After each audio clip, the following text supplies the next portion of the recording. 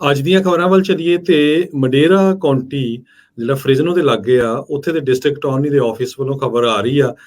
ਦੋ ਪੰਜਾਬੀ ਮੂਲ ਦੇ ਜਿਹੜੇ ਨੌਜਵਾਨ ਆ, ਅੰਮ੍ਰਿਤ ਰਾਜ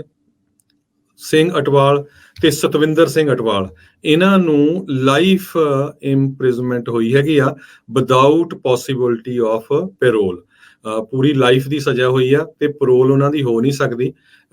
ਅਪ੍ਰੈਲ 14 2022 ਨੂੰ ਮਡੇਰਾ ਕਾਉਂਟੀ ਦੀ ਯੂਰੀ ਨੇ ਕਨਵਿਕਟ ਕਰ ਦਿੱਤਾ ਸੀ ਡਿਫੈਂਡੈਂਟ ਅੰਮ੍ਰਿਤ ਰਾਜ ਸਿੰਘ ਤੇ ਅਟਵਾਲ ਤੇ ਸਵੀਰੰਤ ਸਿੰਘ ਅਟਵਾਲ, ਤੇ ਦੋਨੋਂ ਜਾਣਿਆਂ ਨੂੰ ਇੱਕ ਗੈਸ ਸਟੇਸ਼ਨ ਦੇ ਉੱਤੇ ਨੌਜਵਾਨ ਕੰਮ ਕਰਦਾ ਸੀ ਆਪਣਾ ਟੈਕਲ ਬਾਕਸ ਦੇ ਉੱਤੇ, ਜਿਸ ਦਾ ਨਾਮ ਧਰਮਪ੍ਰੀਤ ਸਿੰਘ ਜੱਸਰ।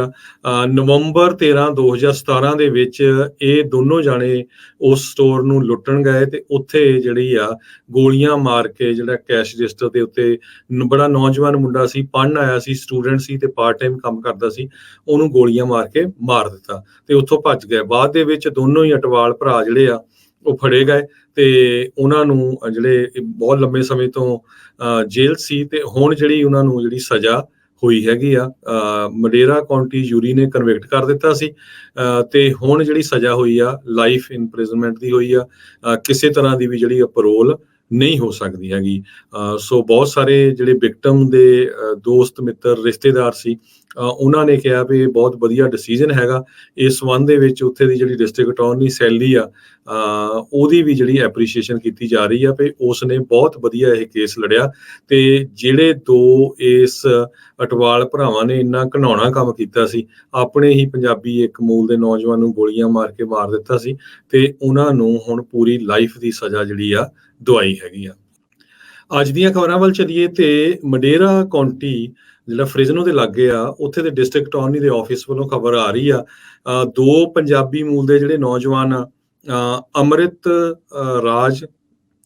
ਸਿੰਘ ਅਟਵਾਲ ਤੇ ਸਤਵਿੰਦਰ ਸਿੰਘ ਅਟਵਾਲ, ਇਹਨਾਂ ਨੂੰ ਲਾਈਫ ਇੰਪ੍ਰਿਜ਼ਨਮੈਂਟ ਹੋਈ ਹੈਗੀ ਆ without possibility of parole.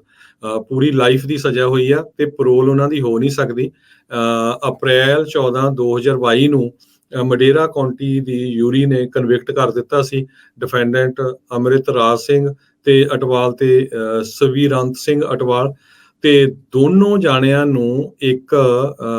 Gas station ਦੇ ਉੱਤੇ ਨੌਜਵਾਨ ਕੰਮ ਕਰਦਾ ਸੀ ਆਪਣਾ ਟੈਕਲ ਬਾਕਸ ਦੇ ਉੱਤੇ, ਜਿਸ ਦਾ ਨਾਮ ਧਰਮਪ੍ਰੀਤ ਸਿੰਘ ਜੱਸਰ। ਨਵੰਬਰ 13 2017 ਦੇ ਵਿੱਚ ਇਹ ਦੋਨੋਂ ਜਾਣੇ ਉਸ ਸਟੋਰ ਨੂੰ ਲੁੱਟਣ ਗਏ ਤੇ ਉੱਥੇ ਜਿਹੜੀ ਆ ਗੋਲੀਆਂ ਮਾਰ ਕੇ, ਜਿਹੜਾ ਕੈਸ਼ ਰਜਿਸਟਰ ਦੇ ਉੱਤੇ ਬੜਾ ਨੌਜਵਾਨ ਮੁੰਡਾ ਸੀ, ਪੜ੍ਹਨ ਆਇਆ ਸੀ, ਸਟੂਡੈਂਟ ਸੀ ਤੇ ਪਾਰਟ ਟਾਈਮ ਕੰਮ ਕਰਦਾ ਸੀ, ਉਹਨੂੰ ਗੋਲੀਆਂ ਮਾਰ ਕੇ ਮਾਰ ਦਿੱਤਾ ਤੇ ਉੱਥੋਂ ਭੱਜ ਗਏ। ਬਾਅਦ ਦੇ ਵਿੱਚ ਦੋਨੋਂ ਹੀ ਅਟਵਾਲ ਭਰਾ ਜਿਹੜੇ ਆ ਉਹ ਫੜੇ ਗਏ ਤੇ ਉਹਨਾਂ ਨੂੰ ਜਿਹੜੇ ਬਹੁਤ ਲੰਬੇ ਸਮੇਂ ਤੋਂ ਜੇਲ੍ਹ ਸੀ ਤੇ ਹੁਣ ਜਿਹੜੀ ਉਹਨਾਂ ਨੂੰ ਜਿਹੜੀ ਸਜ਼ਾ ਹੋਈ ਹੈਗੀ ਆ, ਮਡੇਰਾ ਕਾਉਂਟੀ ਯੂਰੀ ਨੇ ਕਨਵਿਕਟ ਕਰ ਦਿੱਤਾ ਸੀ ਤੇ ਹੁਣ ਜਿਹੜੀ ਸਜ਼ਾ ਹੋਈ ਆ ਲਾਈਫ ਇੰਪ੍ਰਿਜ਼ਨਮੈਂਟ ਦੀ ਹੋਈ ਆ। ਕਿਸੇ ਤਰ੍ਹਾਂ ਦੀ ਵੀ ਜਿਹੜੀ ਪੈਰੋਲ ਨਹੀਂ ਹੋ ਸਕਦੀ ਹੈਗੀ। ਸੋ ਬਹੁਤ ਸਾਰੇ ਜਿਹੜੇ ਵਿਕਟਮ ਦੇ ਦੋਸਤ ਮਿੱਤਰ ਰਿਸ਼ਤੇਦਾਰ ਸੀ, ਉਹਨਾਂ ਨੇ ਕਿਹਾ ਵੀ ਇਹ ਬਹੁਤ ਵਧੀਆ ਡਿਸੀਜਨ ਹੈਗਾ। ਇਸ ਸੰਬੰਧ ਦੇ ਵਿੱਚ ਉੱਥੇ ਦੀ ਜਿਹੜੀ ਡਿਸਟ੍ਰਿਕਟ ਅਟਾਰਨੀ ਸੈਲੀ ਆ,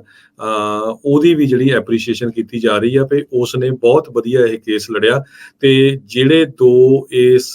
ਅਟਵਾਲ ਭਰਾਵਾਂ ਨੇ ਇੰਨਾ ਘਿਨਾਉਣਾ ਕੰਮ ਕੀਤਾ ਸੀ, ਆਪਣੇ ਹੀ ਪੰਜਾਬੀ ਇੱਕ ਮੂਲ ਦੇ ਨੌਜਵਾਨ ਨੂੰ ਗੋਲੀਆਂ ਮਾਰ ਕੇ ਮਾਰ ਦਿੱਤਾ ਸੀ ਤੇ ਉਹਨਾਂ ਨੂੰ ਹੁਣ ਪੂਰੀ ਲਾਈਫ ਦੀ ਸਜ਼ਾ ਜਿਹੜੀ ਆ ਦਵਾਈ ਹੈਗੀ ਆ।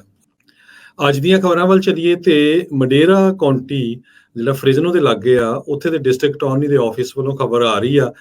ਦੋ ਪੰਜਾਬੀ ਮੂਲ ਦੇ ਜਿਹੜੇ ਨੌਜਵਾਨ ਆ, ਅੰਮ੍ਰਿਤ ਰਾਜ ਸਿੰਘ ਅਟਵਾਲ ਤੇ ਸਤਵਿੰਦਰ ਸਿੰਘ ਅਟਵਾਲ, ਇਹਨਾਂ ਨੂੰ ਲਾਈਫ ਇੰਪ੍ਰਿਜ਼ਨਮੈਂਟ ਹੋਈ ਹੈਗੀ ਆ without possibility of parole. Puri life ਦੀ ਸਜ਼ਾ ਹੋਈ ਆ ਤੇ ਪੈਰੋਲ ਉਹਨਾਂ ਦੀ ਹੋ ਨਹੀਂ ਸਕਦੀ। ਅਪ੍ਰੈਲ 14 2022 ਨੂੰ ਮਡੇਰਾ ਕਾਉਂਟੀ ਦੀ ਯੂਰੀ ਨੇ ਕਨਵਿਕਟ ਕਰ ਦਿੱਤਾ ਸੀ ਡਿਫੈਂਡੈਂਟ ਅੰਮ੍ਰਿਤ ਰਾਜ ਸਿੰਘ ਤੇ ਅਟਵਾਲ ਤੇ ਸਵੀਰੰਤ ਸਿੰਘ ਅਟਵਾਲ, ਤੇ ਦੋਨੋਂ ਜਾਣਿਆਂ ਨੂੰ ਇੱਕ